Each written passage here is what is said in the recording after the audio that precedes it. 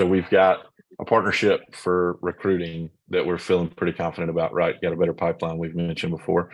Then an actual onboarding, we use a couple different platforms for video trainings that, these guys, this is all they do. And they're top of the top, like best one in the entire country. We then have our own handbook and guidelines we go over, sign off on a bunch of, documents internally for training.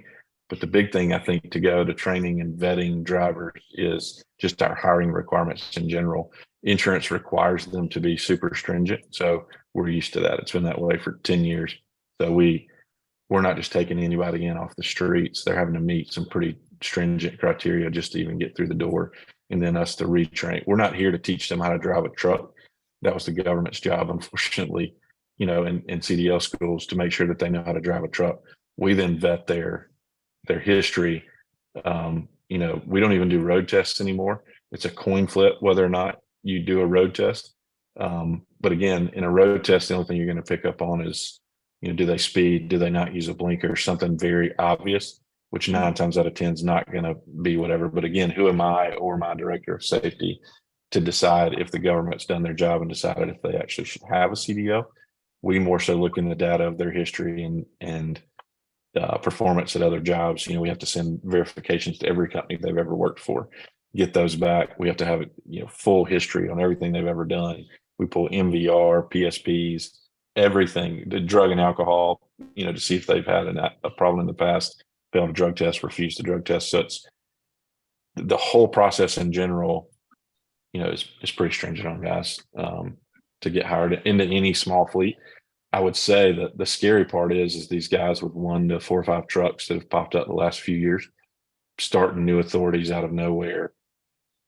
The insurance company that will write new entrants, there's only one really, Progressive. There's a second one that sometimes will do it, but Progressive will let you take a driver that's got 1 day of experience, that's in a return to duty program for failing drug tests, that's rolled over a truck and killed 10 people.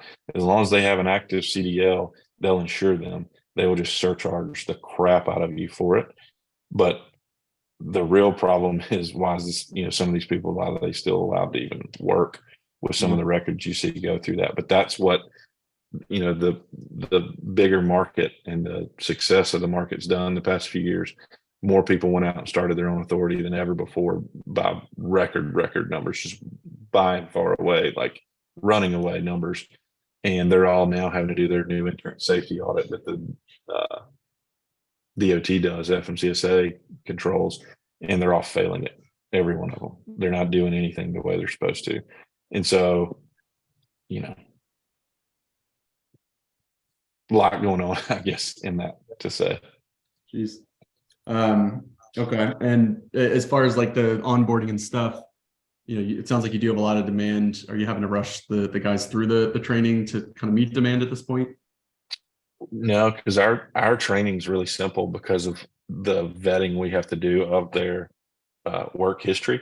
If they were going to somewhere and they only had 6 months driving history, they'll put them through for flatbed 2-3 day hiring orientation program where they do load securement training, everything, because they're having to make sure they actually have training in general. Being that we're having to require so much experience before we can hire them, we don't personally go through hands-on load securement training. They have to watch their videos, take tests, all of the things to just kind of prove that they, have that. But we really mostly rely on vetting their experience. Gotcha. So our onboarding, literally, if a guy's already done all of his videos prior to arriving, which typically once they do their drug screen, takes about 3 days to get that back, because it has to go to a consortium that manages it federally, that we choose. Obviously, it's not the government doing it, but it's federally mandated. We have to have someone. Once it goes to them, it takes about 3 days to get back. Once they've done that, we'll typically go ahead and assign them their training videos, because we can track where they're doing them, IP address, all this crap, if we really wanted to, from a security standpoint, to make sure it's them doing it. But they're able to go ahead and watch all those videos where when they walk in and they're ready to onboard, they've got 6 hours worth of stuff to do in our building.